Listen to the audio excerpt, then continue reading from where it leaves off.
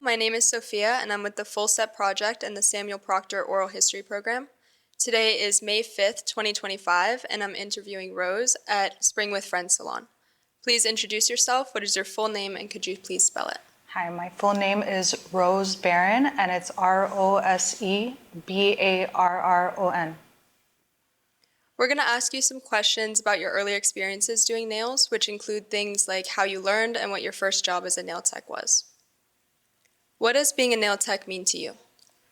To me, being a nail tech means you've gone to school and you've practiced and mastered all of the services in nails, such as hard gel, soft gel, acrylic, gel extensions, pedicures.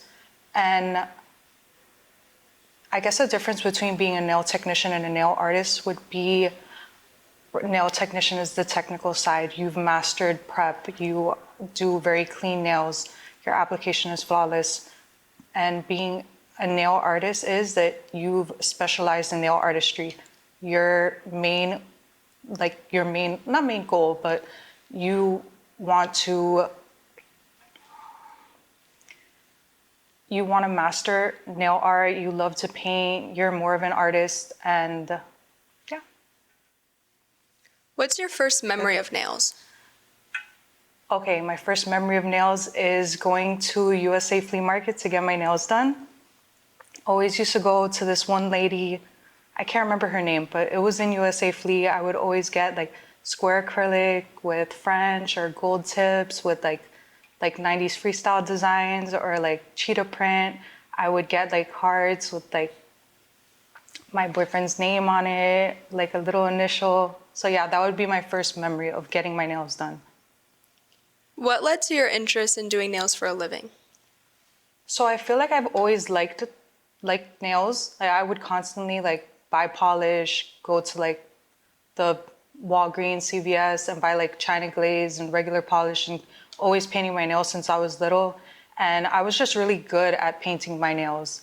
And then like as time grew, I would try to do like little designs, like ombre with the sponge, or like, yeah, doing like zebra print, cheetah print, like tiny little designs. And I guess that's where my interest grew into more than wanting to just like paint my nails as like a little side hobby, or like, you know, it was therapeutic, so I would just like do it at home.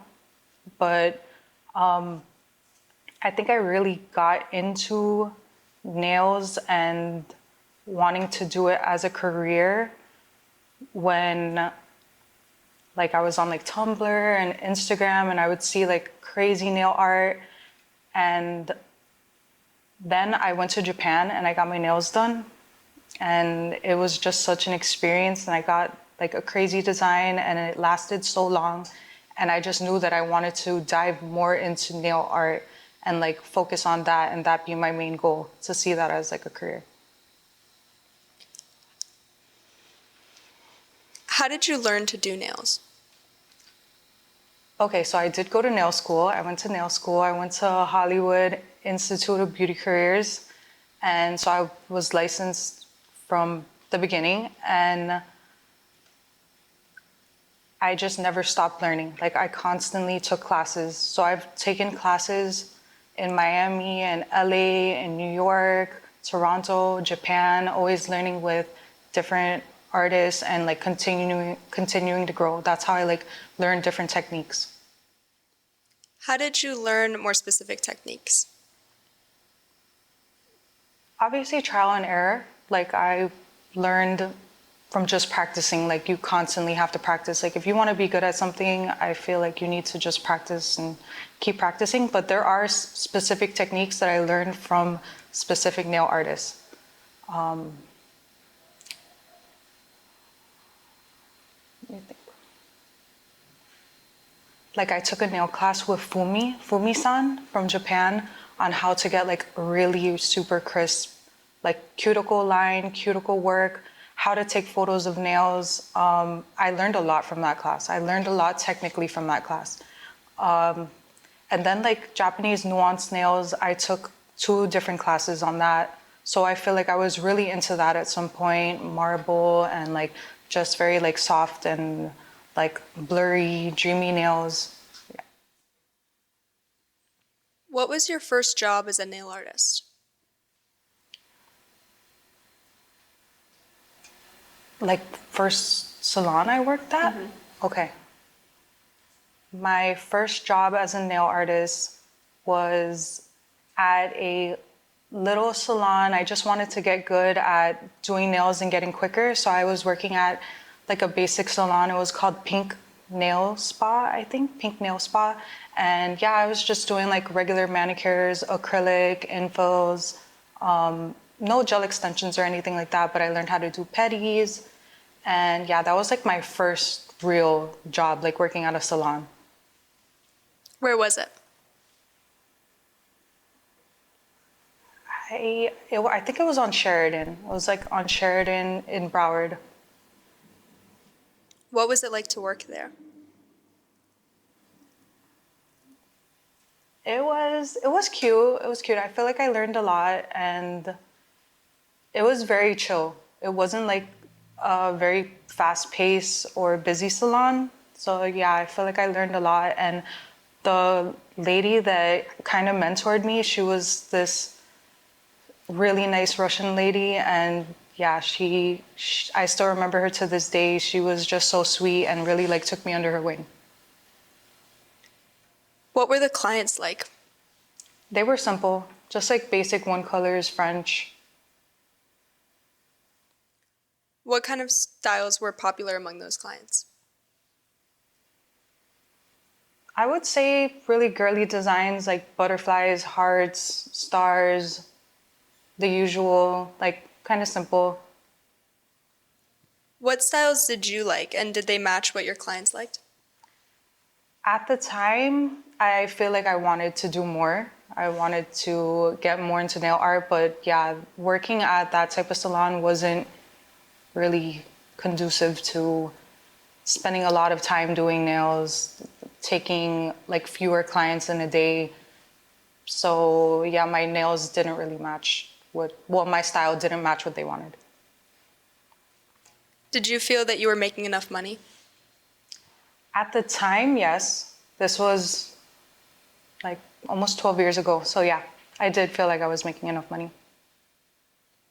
Did you feel that you had some control over the work that you did and the hours that you worked?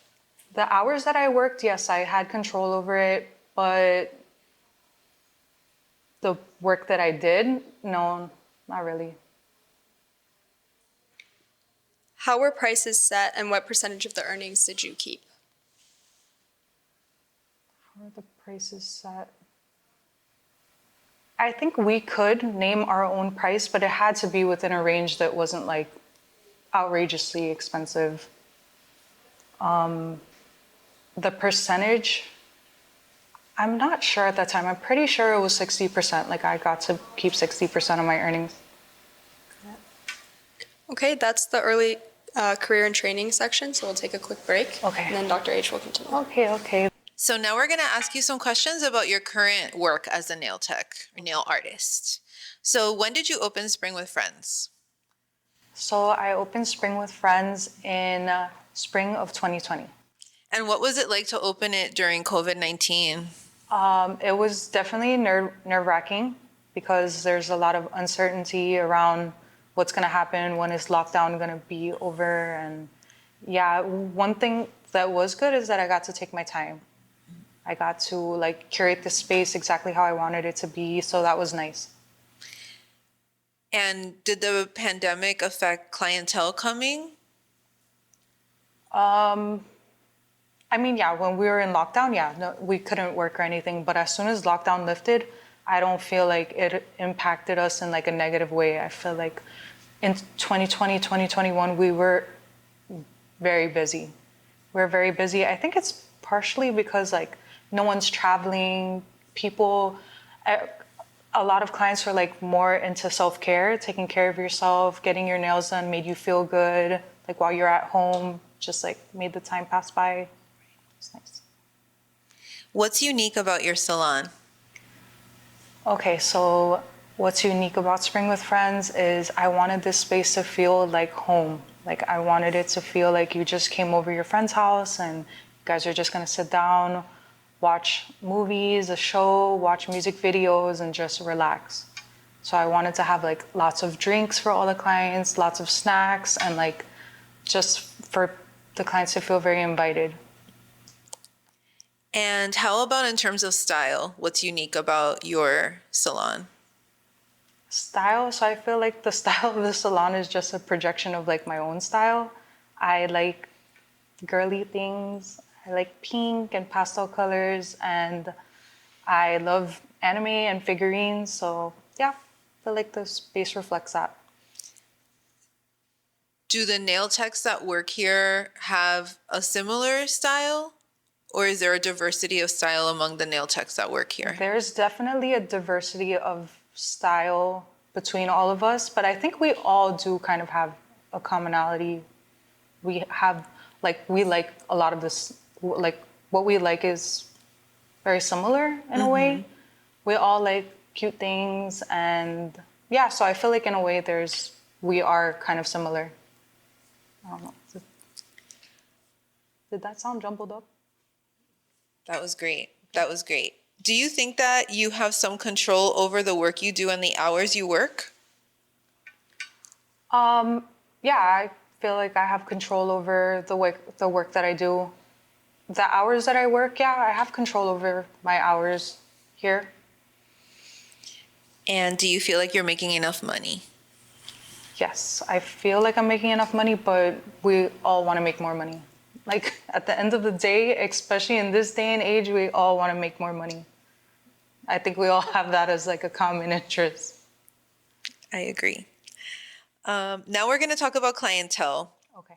What styles are popular among your clients right now? Do you want me to repeat it? It's loud. Oh, okay, sorry. What styles are popular among your clients right now? Right now, I think what's popular has kind of been popular within the last few years. I think 3D work, sculpted 3D charms is really popular right now. Almost every set that you see online is always gonna have like some type of 3D elements to it. So I think most of our clients like 3D designs, lots of French designs. I guess depending on the season too, because it is seasonal. French designs, a lot of airbrush, a lot of chrome. Can you talk more about the seasonal effects of styles? Yeah, so during the springtime right now, everyone's doing like soft colors, pastel colors, glittery designs. And then during the summer, we are gonna get more into brighter colors, doing fruit nails, ocean theme nails. I definitely see everything going towards that route soon. And actually, that makes me think, what inspired the name of your salon, Spring with Friends? Okay, that's something we could get into. So I didn't want the name to have too much meaning behind it. It was just as simple as I opened the studio in spring of 2020 with my friends. But it's also inspired by a salon in Japan created by a nail artist named Kai. His salon is called Pink Rose Window. And it's just a nuance, right? It just has a feeling, doesn't really make too much sense. So I didn't want the name of Spring with Friends to also make too much sense. I got you. Thank you. I just wanted it to have a feeling. And what types of materials do you use when, or do the nail techs in the salon use when they're making 3D designs? Okay, so we could either use, there's two options. You can either use like sculpting clay, so like sissy clay, or you can use 3D gel, which is like kind of thicker mochi consistency, and you just like build it up. So one of them is applied with a brush, and you have to cure in between. Like it self levels, but it can lose control quickly, so you'd have to cure it quick. And then the clay is more like moldable. You can take longer time to use it and like sculpt it. You can take your time using it.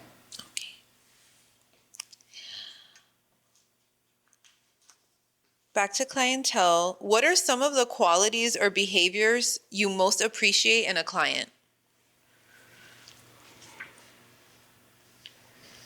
Okay, I think one of them would definitely be mindfulness, like showing up here, being mindful of your appointment, being mindful of like your hand positioning, you're paying attention to our appointment, you're paying attention to like what I'm doing, you're interested in what I'm doing, and showing up on time, being respectful, having good energy. I think those are the things that I enjoy most. And what are some qualities or behaviors that you least appreciate in a client? It would be the exact opposite of that. Showing up late, not being respectful of my time, not watching like when you're putting your hand in the light, you're constantly on your phone, you're not paying attention, you have chaotic energy. Yeah. Thank you. Do you have any dream clients? And if so, who are they? Dream clients. So I think a dream client, just like an overall general dream client, is somebody that has good energy and that's like, I want to be around them. Like we have a good connection, we have a good chemistry and balance together.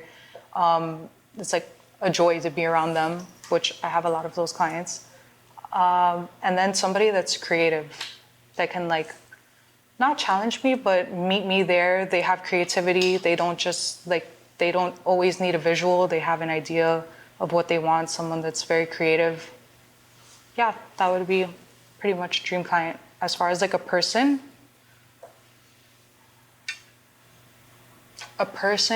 it would have to be Rihanna. Carolina said the same thing. Oh, really? All right, Yeah, now it we're have to be gonna. Rihanna. I just want to do her nails. Okay, now I'm gonna ask you some questions about nail art.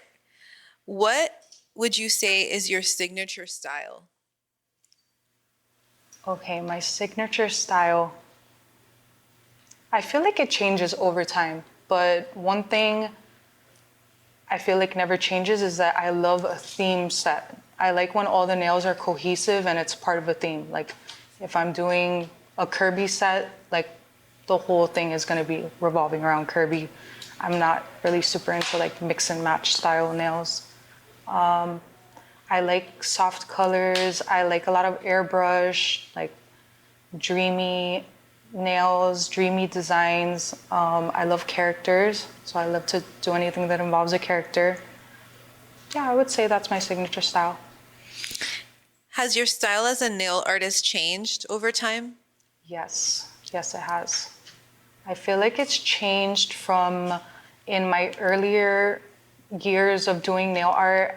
I feel like I was leaning more towards like realism. I used to go more of the realism route and I wanted to like be taken serious as a nail artist.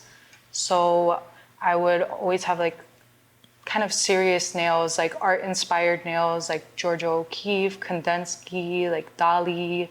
I wanted to like broaden my range with that, with doing like realism. Now, so not so much.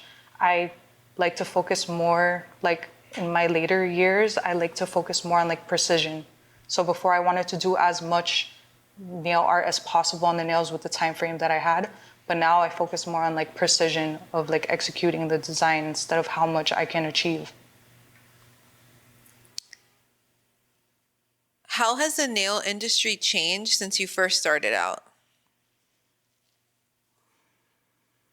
I feel like now trends they just progress so quickly and they die out quickly. Like everything is a micro trend.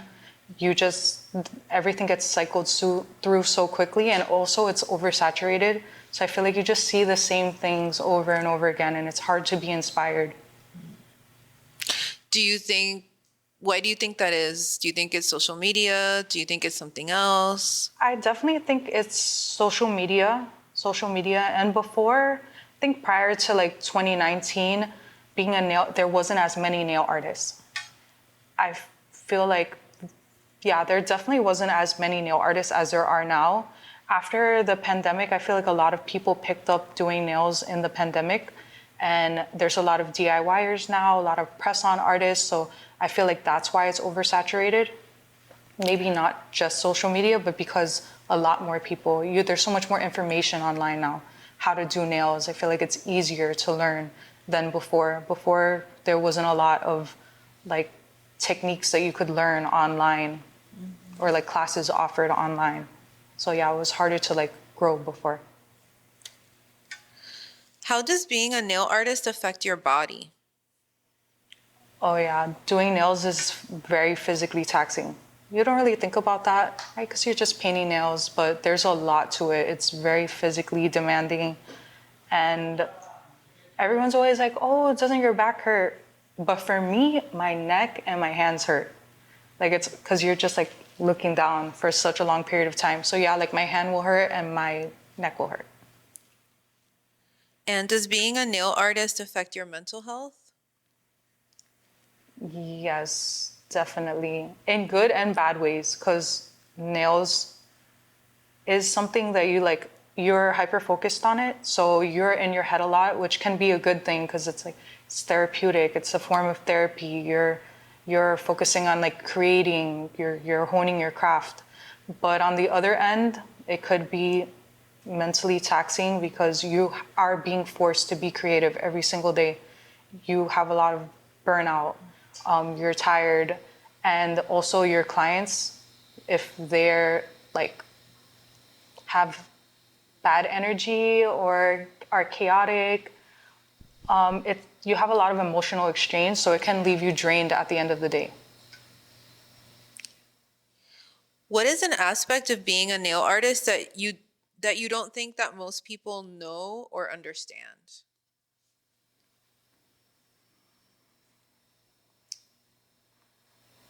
I think that being a nail artist goes so much deeper than just doing nails, just painting nails, right? You're learning how to sculpt. You have to identify like nail diseases, nail problems, nail health. There's just so much more to being a nail artist than just painting nails. You have to stay creative, constantly being creative, constantly like learning new techniques, bettering yourself. You have to stay on top of trends. And yeah, I think that's something that most people don't know. What do you most enjoy about being a nail artist? I enjoy making people happy with the work that I do. Like they're happy with the work that I'm putting on them. They're paying me for it, and that makes me happy that I get to like do this as a career, something that was just a hobby. And what do you least enjoy about it?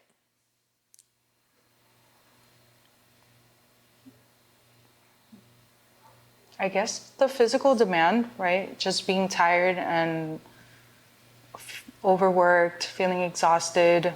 Yeah, that's the thing that I dislike the most. And like having creative blocks, like where you don't want to be creative. Yeah, just like showing up for your clients every day. Right.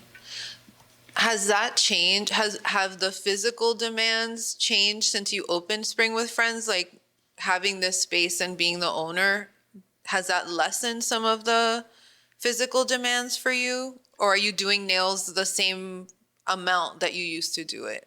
I do the same amount that I have been doing, maybe a little bit less, maybe like a few clients less than I was doing before. But yeah, I still take clients 4 days out of the week, 3 to 4 people a day. And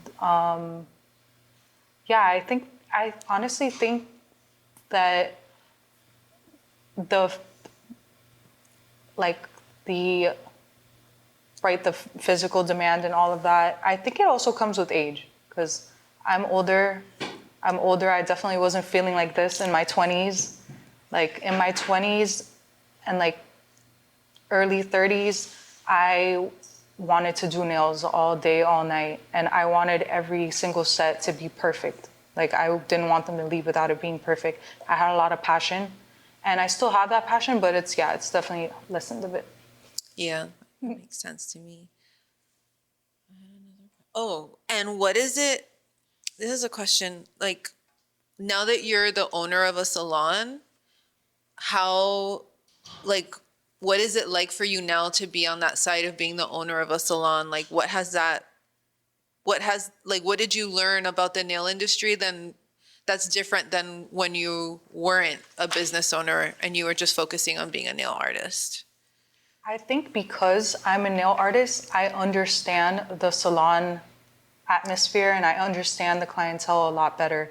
It's not as if I was just a businesswoman and I opened a nail salon that doesn't really know the ins and outs. So I don't feel like it's been a huge jump as far as becoming a salon owner.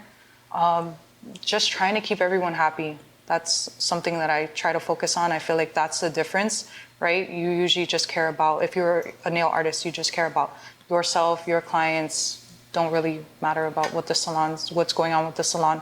But here, I want all the clients to feel satisfied and for them to be happy, and I care about them. So yeah, trying to be mindful and caring of all the clients that come in and making sure that everybody in the salon is good. Like all the girls that work here and my coworkers, everyone's happy. I want everyone to feel comfortable and yeah, like ensure that they're like having a good experience. Do you think you run it, especially with your nail techs that work here, do you do things differently than other owners that you worked under? Were there things that you saw as like someone hired by someone else that you did like differently here in how you work with your nail techs that work here? Yeah, I don't control anybody's schedule. Like they can control their schedule. They can come in whenever they want. They can leave whenever they want. They can take as many clients as they want. I don't want to have any control over anyone's schedule, which wasn't the case working at another nail salon. Yeah, I just give them complete freedom, honestly. And how have your skills and style evolved from when you first started? You got to that a little bit earlier, so if you don't want to repeat, that's fine. No, it's okay. The difference between back then and now is definitely precision. Like I try to focus more on precision, and also if I look back at my old work, back then I was more about the nail art. Like I was super into nail art, so I would rush through prep. I would rush through removal, rush through prep, and yeah, my cuticle work wasn't always the best. The polish wouldn't be up against the cuticle line super clean. It would be like some parts would be flooded over, which looking back, I'm not that proud of anymore. The art is still good. Like as far as like my art becoming better, I don't know if like my art has excelled.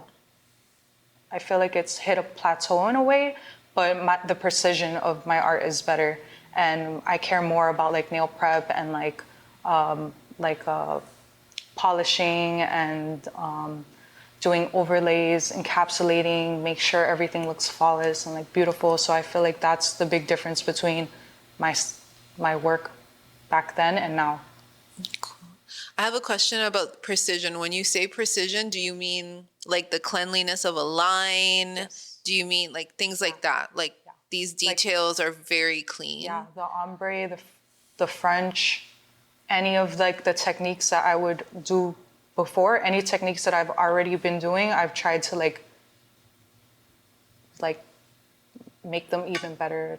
Kind of like perfecting these skills. Perfect each skill that I already have. Cool. What are some of your visions for the future of your work as a nail tech? Vision. I don't know. I'm pretty happy with where I'm at right now. I'm pretty happy with where I'm at. Hopefully I can get even better at doing like 3D work. Yeah, I just want to get better at doing like more 3D, like tiny micro charms. It's actually really fun to do them. So yeah, I'm going to try to get better at that. Cool. I'm going to switch over to Aracely for the last sections. So now we're going to ask you some questions about Crow Vargas. Okay. How did you and Caro meet? So me and Caro met at the salon that we were previously working at. we sat next to each other for 5 years. So our tables were like actually connected to each other. So we sat next to each other for 5 years. That's how we like became friends, just being next to each other every day.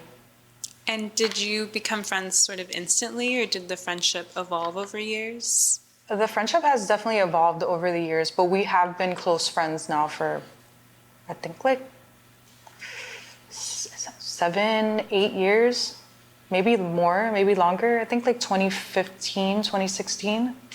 So yeah, it's like almost 10 years. And when and where did you start to work together as nail techs? Where was this? We were working at a salon called Vanity Projects, and it was at their old location. That's where we first started. It was, I think, on 73rd Street and Northwest Miami Court. Yeah. And what was that experience like? Honestly, it was great. The old location was very, like, it was very new. They had just opened here. Their main location was in New York, so they had just opened here. We had a lot of like freedom with our schedule because we didn't have a lot of clientele, so we could really work on doing complex sets. So yeah, we had a lot of time. And what is it like to work together now? Honestly, it's the best. I just work with my best friend. We always have a good time. Every day is, well, she only works 2 days, so when we're not together here, I hang out with her a lot. Like I go to her house on the weekends, or we go and do something fun. Like we just came back from LA. We went on like a fishing trip with our mans. Yeah, we went on a fishing trip with our men, like I think like not even a month ago. So yeah, with the kids. So yeah, we do a lot of different activities, but working here together is perfect. And do you inspire one another's nail art? I mean, I can't speak for her, but for me, yeah, Crow definitely has inspired my nails over the years. I think it was just like I just naturally became inspired by her. And a huge thing that I feel like after I met her, she always used like bright colors, lots of colors. She was never scared of colors, neon colors, lots of bright colors. And I feel like that translated into my work. I used to do very like soft, muted nails, lots of pinks and nudes and like flowers. And I started to use bolder colors and getting into like more colorful designs and like, what else? Like, yeah, just being more playful, like not being so serious, getting more into like character designs, which was really fun, like just learning characters in the beginning. Yeah, so I'm curious because you said that you worked together for 5 years and the clientele was a little slower, so you had more kind of time for intricate nail design. Did that also include moments, and even now, for you to be able to sort of play or create together, even if it's just sort of like for fun, like in downtimes in these salons? I think before, yes. Like before, we would create samples, or like Crow's done my nails so many times. So yeah, we had like a little bit of downtime. But Crow's done my nails so many times, so it's like. Do you nice ever to do watch her work. nails? I've done her nails, I think, twice. That's interesting. Why hasn't she, or why haven't? I think it's kind of just been the time constraint. Yeah, because she usually does her nails like at home. So yeah. And what do you think bonds you and Garo as friends? What do you think makes you two connect so well?